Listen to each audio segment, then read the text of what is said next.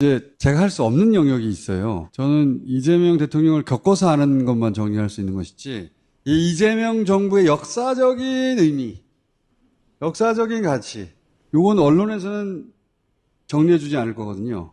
근데 전혀 그럴 생각이 없어 보이잖아요. 그래서 교수님이 지금부터 25분 동안 너무 어렵네. 25분밖에 네. 안 주면. 25분 이내에 그 가치를 정리해 주십시오. 자, 지금부터. 예. 지난번에 나와서는 제가 김영태 신부님 표현에 따르면 윤석열이 왜 지랄 발광을 했는가에 관한 책을 소개했었고요. 오늘은 그런 일을 다시 겪지 않으려면 어떻게 살아야 하는가에 관한 책을 들고 왔어요. 나온 지는 한 2-3달 됐는데 안 팔리더라고. 그래서 다스베이다를 좀 이용해서 홍보하려고 교수님 들고 나왔고요. 책 좀 줘보세요 한번. 역사의 시선이라는 책이에요. 조금 진작 줬거든요. 역사의 시선으로 시간을 보면 시간대가 워낙 길잖아요. 그래서 시간대를 좀 나눠요. 아주 긴 시간은 시대라고 쓰고요. 조금 짧은 시간대는 시기라고 써요. 더 짧은 단위는 국면 보통 이렇게 써요. 제가 생각하는 그러니까 시기적 의미와 시대적 의미를 좀 나누어서 말씀을 드릴게요. 올해부터 고등학교에서 문과, 이과 구분이 없어져요. 이게 대략 1975년경부터 문과, 이과로 나누기 시작했거든요. 나누는 게 어떤 문제를 낳냐면 문과 선택한 학생들은 문과 공부만 해야 되고요. 이과 선택한 학생들은 이과 공부만 해요. 그래서 의사가 되려면 이과 가야 되니까 수학을 열심히 해야 돼요. 인간의 고통에 공감하는 능력보다는 수학적 계산 능력이 뛰어난 사람들이 의사가 돼요. 근데 막상 우리가 진찰 받을 때 의사가 뭐 계산하는 거 본 적 없잖아요. 수학적 계산 능력은 의사자질하고 별 관계가 없어요. 사람은 어떤 프레임 안에 자기가 들어가 버리면 그 프레임의 정체성에 자기를 맞춰요. 자기가 생각하는 이과다움은 이런 것이다라고 판단을 하고 결국 나중에는 어떤 정도까지 인간이 진화하냐면 진화인지 퇴화인지 모르겠지만 내 머리는 원래 문과머리였어. 문과머리 따로 이과머리 따로 있다고 생각하게 되는 거예요. 그러면서 인간의 전인성과 통합성이 사라져버리고 문과형 인간과 이과형 인간으로 스스로가 자기를 이렇게 나누어 보게 되고 남도 나눠서 평가를 하게 돼버려요. 근데 이게 50년 만에 없어지는 거예요. 유명한 역사가 미셸 푸코 같은 사람은 의사인 동시에 역사학자거든요. 의과가 이과가 아니에요. 한국 정치를 보수와 진보로 나누어서 이분법으로 인식해온 시기가 그렇게 길질 않아요. 보수 대 진보라고 하는 프레임은 1990년 3당 합당 때 민자당하고 조선일보가 만들어서 돌린 프레임이에요. 김대중 전 대통령만 해도 본인은 개혁적 보수라고 자기를 스스로 얘기를 했어요. 근데 굳이 진보라는 이름을 붙여놓고 자기들이 보수 행사를 해온 거예요. 인간이 과거를 많이 보는 태도가 보수고 미래를 많이 보는 태도가 진보라고 할 수 있어요. 예를 들어서 노인들은 자기 과거 얘기만 해. 내가 왕년에 뭐 했었는데. 그러나 젊은이들이나 어린애들은 너 커서 뭐 될래 그런단 말이에요. 노인한테 너 커서 뭐 될래 그러면 그건 욕이잖아요. 애들한테 너 왕년에 뭐 했냐 그러면 그건 좀 한심한 얘기잖아요. 보수는 본래 역사, 전통, 그리고 그 살아온 결과로 만들어진 현재의 법, 제도, 관습, 도덕, 윤리 이런 걸 굉장히 중요시해요. 근데 지금 저 사람들 해온 걸 보세요. 아니 우리가 못나서 식민지 지배받았다고 얘기하는 게 그게 보수예요? 일본 덕에 우리가 이만큼 산다고 얘기하는 게 그게 보수가 아니잖아요. 근데 그렇게 틀을 만들어 놓고 사람들을 보수와 진보라는 틀로 선택하게 만들어요. 그래서 요즘도 여론조사 보면은 보수 몇 %, 진보 몇 % 이렇게 응답률 측정을 해요. 저는 그런 질문을 받으면 여론조사부에서 저는 보수라고 대답을 해요. 이제 늙었으니까. 커서 뭐 될래 생각이 없어요. 근데 전혀 보수 같지 않은 사람들이 보수를 참칭하고 진보가 아닌 사람들을 진보로 불러넣으면서 강요한 역사가 이제 30년이에요. 여기다가 이제 진보에 좌파란 이름을 붙인 거는 이회창이었어요. 이회창이 김대중 대통령한테 좌파 적이다 그랬다가 좌파라고 단정한 건 아니다라고 한 발 물러섰어요. 홍준표 씨가 한나라당 원내대표 할 때부터 진보 좌파 보수 우파라는 그림을 이렇게 딱 잘라놨어요. 문이과 구분하듯이. 이번 내란 사태는 저 사람들이 보수가 아니라는 걸 보여준 거예요. 저는 보수가 어디 있어요. 이번 이재명 대통령 당선은 우리가 30년간 잘못된 구분법 속에 살아왔던 그런 역사를 되돌아보는 계기를 만들어줬다고 생각해요. 이게 선거용 우클릭이다. 이렇게 언론들이 쓰는데 우클릭이 아니에요. 굳이 쓰자면 민주당은 애국민주정당이고요. 저쪽은 친일매국 내란독재정당이에요. 애국보수라고 참칭했거든요. 무슨 애국자가 중요한 건 일본의 마음이 있다는 소리는 하고 있어요. 그게 무슨 애국이야. 무슨 애국 세력이 집회할 때 성적이 이스라엘계까지 같이 들고 나와요. 왜 이게 문제냐면 자기가 보수라고 생각하는 사람들이 이 친일매국을 주장하면 따라가요. 그전에는 일본이 역사교과서 왜곡했다, 독도는 자기네 땅이라고 주장했다 그러면은 막 혈서 쓰겠다고 하던 사람들이 그럴 수도 있지, 맞네, 이렇게 따라가요. 그리고 내란조차도 계몽령이라고 생각하고 따라가요. 잘못된 틀은 사람들의 의식 자체를 수학 계산은 잘하는데 인간의 고통에 대한 공감을 못하는 의사를 만들듯이 따라가는 사람들을 만들기 때문에 이재명 대통령이 취하는 정책들을 통해서 이 프레임을 좀 뒤흔드는 계기가 될 수가 있고, 또 하나는 내란의 진상을 철저히 규명함으로써 뭣도 모르고 따라갔던 사람들을 좀 부끄럽게 만들어야 돼요. 이게 좀 국면사적 의미예요. 그리고 좀 시대적 의미, 좀 더 긴 의미를 좀 보죠. 민주주의라는 말을 처음 접했을 때 우리는 이제 양반 쌍놈 따지던 시대였어요. 왕이 있고 양반들이 있고 쌍놈이 있었던 시대란 말이에요. 그 사람들이 민주주의란 말을 접했을 때는 어이가 없었죠. 어디 감히 천한 것들이 나라의 주인 행세를 하는 그런 제도가 있단 말이야. 있어서는 안 된다고 생각했기 때문에 데모크라시, 주의로 번역하면 안 되는 단어였는데 그걸 민주주의라고 오역을 해버렸어요. 의도적인 오역이었죠. 이거 멸시하고 우습게 알았어요. 근데 민주공화정을 채택했던 미국 이런 나라를 보니까 엄청 잘 사는 거야. 저 나라는 왜 이렇게 잘 사나? 저 나라는 모든 백성이 나라 일을 결정하는데 의견을 낸다.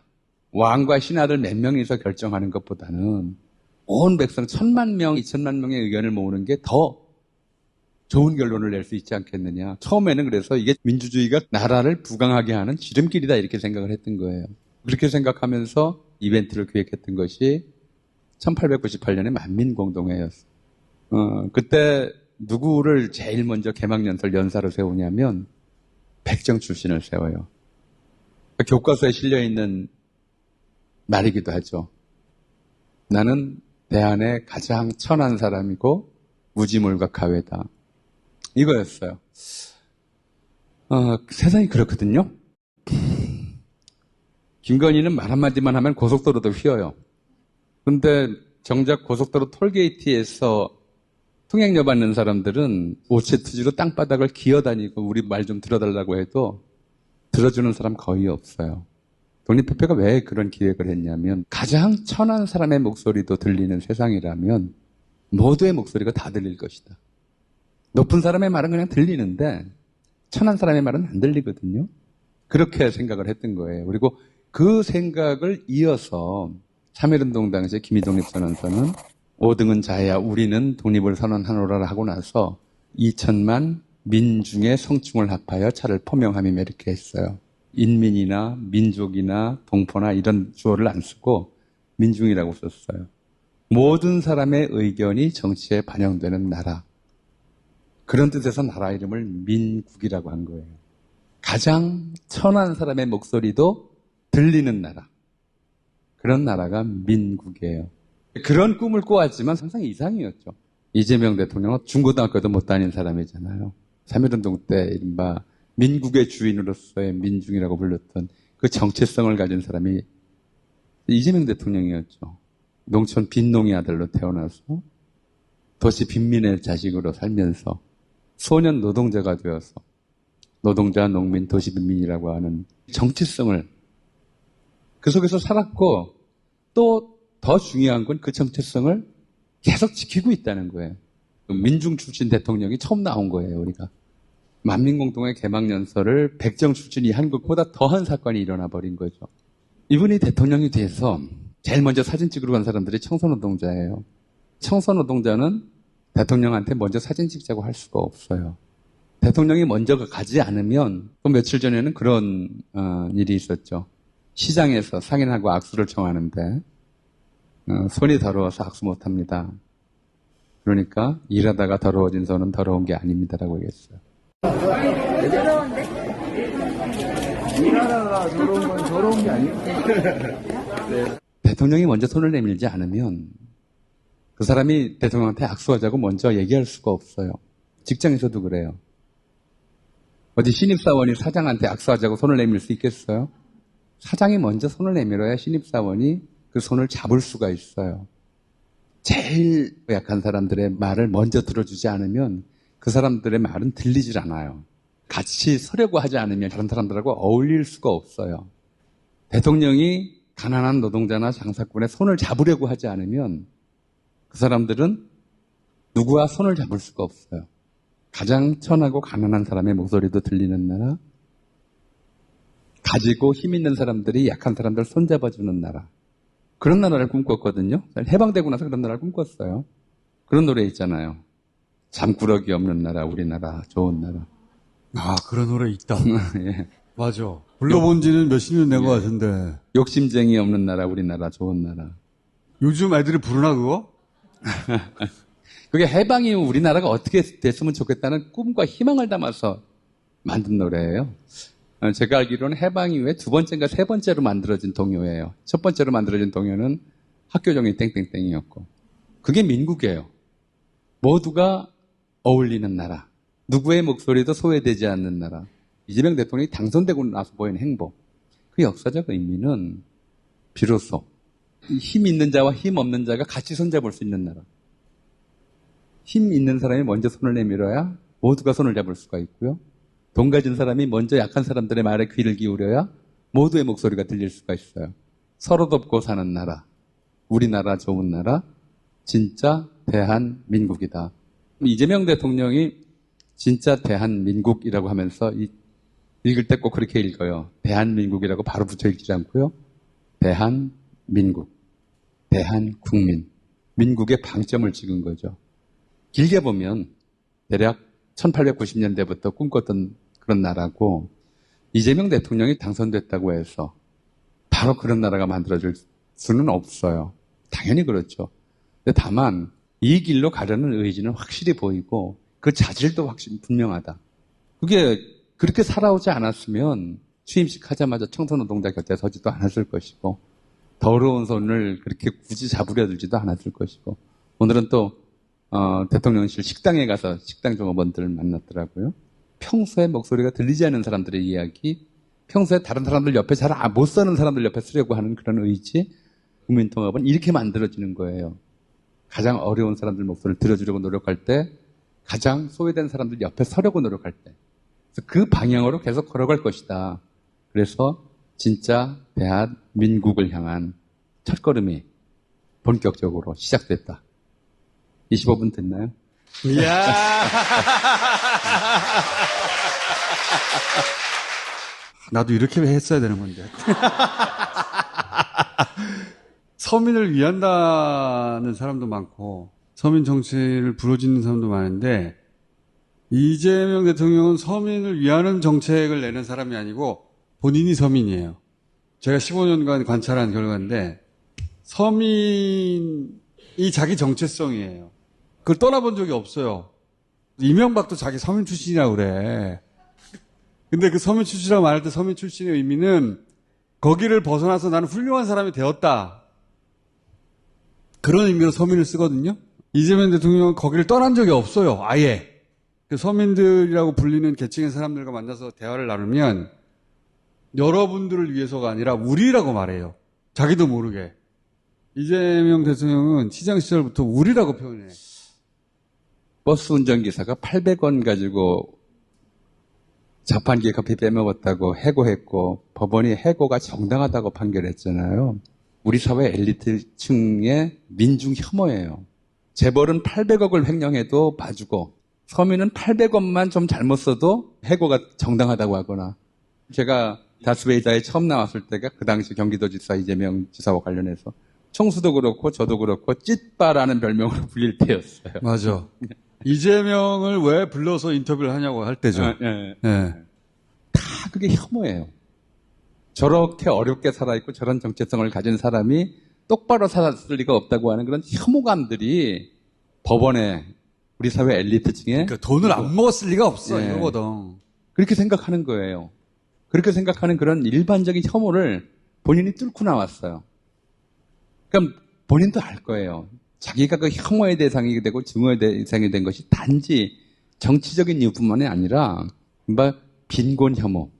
그러니까 좀 더 긴 시대적 맥락에서 보자면 몇천 년의 단위에서 보자면 이재명 대통령은 빈곤한 시절을 겪어왔던 사람들에 대한 일반적인 오해와 혐오를 털어낼 수 있는 새롭게 좀 세상을 다시 볼 수 있는 그런 계기를 마련해 준 것이기도 하다.